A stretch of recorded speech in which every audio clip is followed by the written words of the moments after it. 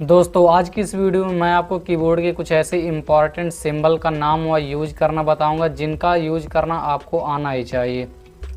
इस एक ही वीडियो में मैं आपको 60+ सिंबल्स बताऊंगा, इसलिए वीडियो थोड़ा सा लंबा हो सकता है। आप लोगों से रिक्वेस्ट है कि आप लोग वीडियो को पूरा देखें और वीडियो को लाइक करने के साथ साथ चैनल को सब्सक्राइब भी कर दें। तो सबसे पहले मैं आपको कीबोर्ड के कुछ पंक्चुएशन मार्क्स का नाम बताऊंगा जिनका यूज आपने इंग्लिश के ग्रामर पोर्शन में ज़रूर सीख लिया होगा। पहला इंपॉर्टेंट मार्क है कॉमा। इसे इंसर्ट करने के लिए आपको कीबोर्ड के एम की के राइट साइड वाले बटन को प्रेस करना है, और अगर आप इस की को शिफ्ट के साथ प्रेस करते हैं तो आपके सामने लेस देन का सिंबल बनता है। कीबोर्ड में एल की के राइट साइड वाले बटन पर सेमी कॉलन होता है, लेकिन इसी की को शिफ्ट के साथ प्रेस करने पर कोलन का सिंबल बनता है। अगर आप कीबोर्ड से लेस देन के राइट वाला बटन प्रेस करेंगे तो आपके सामने पीरियड, डॉट या डेसिमल पॉइंट का सिंबल बनेगा। यहाँ पर डॉट वाले सिंबल का दो और नाम भी दिया गया है, लेकिन अगर हम इसी को शिफ्ट के साथ प्रेस करें तो ग्रेटर देन साइन का सिंबल बनता है। इस सिंबल को हम ओपन डबल कोट व इसे हम क्लोज डबल कोट कहते हैं, या फिर close quote close inverted comma भी हम कह सकते हैं। अगला सिंबल है एपिस्ट्रॉफी। इस सिंबल को हम एपिस्ट्रॉफी कहते हैं। अगर हमारे सामने इस प्रकार सिंगल मार्क होता है तो हम इसे ओपन सिंगल कोट कहते हैं, और इसे हम क्लोज सिंगल कोट कहते हैं। अगर ये हमारे सामने डबल आते हैं इस प्रकार तो हम इसे ओपन डबल कोट या क्लोज डबल कोट कहते हैं। अदर सिंबल्स का नाम जानने के लिए अब हम पेज को नीचे की तरफ स्क्रॉल करते हैं। अगला सिंबल है फॉरवर्ड और बैकवर्ड स्लैश। फॉरवर्ड स्लैश का सिंबल ग्रेटर देन वाले सिंबल के राइट साइड वाले की पर होता है, और बैक स्लैश कीबोर्ड के बैक स्पेस के लेफ्ट साइड वाले की पर होता है। इन दोनों सिंबल्स में कोई ज़्यादा अंतर नहीं है, इसलिए हमें इसे पहचानने में दिक्कत होती है। फॉरवर्ड स्लैश का ऊपरी सिरा राइट साइड में झुका होता है और बैक स्लैश का ऊपरी सिरा लेफ्ट साइड में झुका होता है। बैक स्लैश का ज़्यादातर यूज हम MS-DOS या कमांड प्रॉम्प्ट को चलाते समय करते हैं। इसके बटन के जस्ट नीचे वाले बटन पर टिल्डे का सिंबल होता है। इसे इंसर्ट करने के लिए हमें शिफ्ट के साथ इसे दबाना होता है। इस की को नॉर्मल प्रेस करने पर बैक कोट का सिंबल बनता है। शिफ्ट के साथ न्यूमेरिक की से 2 प्रेस करने पर ऐट साइन बनता है। इसे हम @ भी कहते हैं। इसका यूज ईमेल ID क्रिएट करने के लिए किया जाता है। अगर आप शिफ्ट के साथ न्यूमेरिक की से 1 प्रेस करते हैं तो आपके सामने एक्सक्लामेशन मार्क इंसर्ट होगा, जिसे हम एक्सक्लामेशन पॉइंट भी बोलते हैं। अगर आपको क्वेश्चन मार्क इंसर्ट करना है तो आप ग्रेटर देन साइन के राइट साइड वाला की प्रेस करेंगे।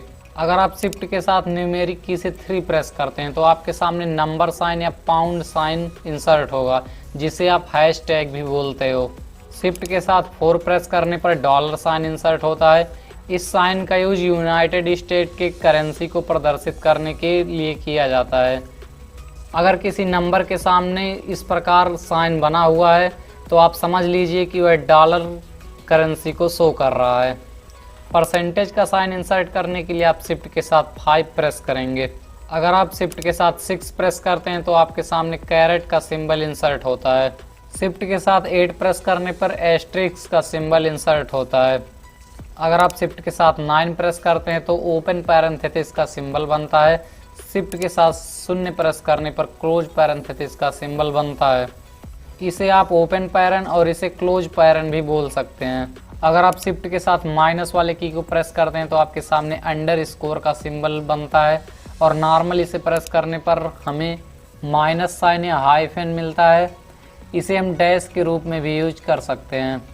अगर आप इक्वल साइन को नॉर्मल प्रेस करते हैं तो आपके सामने इक्वल साइन इंसर्ट होगा, और इसी को शिफ्ट के साथ प्रेस करने पर हमें प्लस साइन प्राप्त होता है।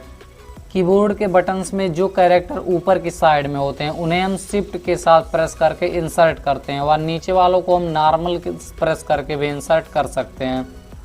इसे हम ओपन करली ब्रैकेट और इसे क्लोज करली ब्रैकेट कहते हैं। यह सिंबल्स कीबोर्ड में P के राइट साइड वाले बटन्स पर होते हैं। इन्हें हमें शिफ्ट के साथ इंसर्ट करना पड़ता है। ओपन करली ब्रैकेट को नॉर्मल प्रेस करने पर ओपन ब्रैकेट बनता है, और अगर हम क्लोज करली ब्रैकेट को नॉर्मल प्रेस करते हैं तो क्लोज ब्रैकेट बनता है। बैक स्पेस के लेफ्ट साइड वाले बटन को शिफ्ट के साथ प्रेस करने पर वर्टिकल बार बनता है। इस सिंबल को हम स्माइली फेस कहते हैं। और अगर कहीं इस प्रकार TM लिखा होता है तो उसे ट्रेडमार्क साइन कहते हैं। इस साइन को पाउंड स्टर्लिंग कहते हैं। अगर आप कीबोर्ड से शिफ्ट के साथ 7 प्रेस करते हैं तो इस प्रकार S लिखा हुआ आता है, जिसे हम एंड साइन कहते हैं। शिफ्ट के साथ 8 प्रेस करने पर हमारे सामने इस प्रकार एक स्टार साइन आता है, जिसे हम एस्ट्रिक्स कहते हैं। अगर कहीं इस प्रकार 2 स्लैश है तो हम उसे डबल स्लैश कहेंगे। बैक कोट मैंने आप लोगों को पहले ही बता दिया था, यह ESC बटन के जस्ट नीचे वाले की पर होता है। आपने कहीं कहीं देखा होगा कि प्लस के नीचे इस प्रकार माइनस साइन भी लगा होता है, तो हम इसे प्लस और माइनस साइन कहेंगे। इसे हम ओपन एंगल कोट कहेंगे और इसे क्लोज एंगल कोट। इस साइन को हम मल्टीप्लिकेशन साइन और इसे डिवीजन साइन कहते हैं, जिसे हम हिंदी में गुणा व भाग बोलते हैं। अगर C पर इस प्रकार कट बना हुआ तो हम इसे सेंट साइन बोलेंगे। इस साइन को हम एन साइन बोलेंगे और इसे सेक्शन साइन।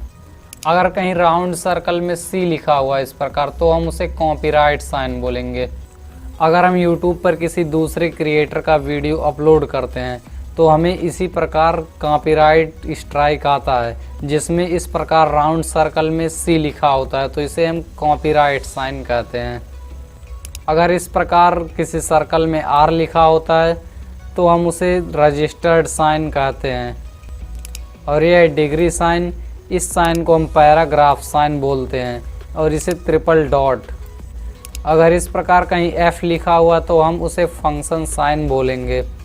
तो चलिए अब आज का वीडियो यहीं क्लोज करते हैं। मैं फिर मिलूँगा ऐसी ही एक नई एजुकेशनल वीडियो के साथ। तब तक के लिए बाय बाय।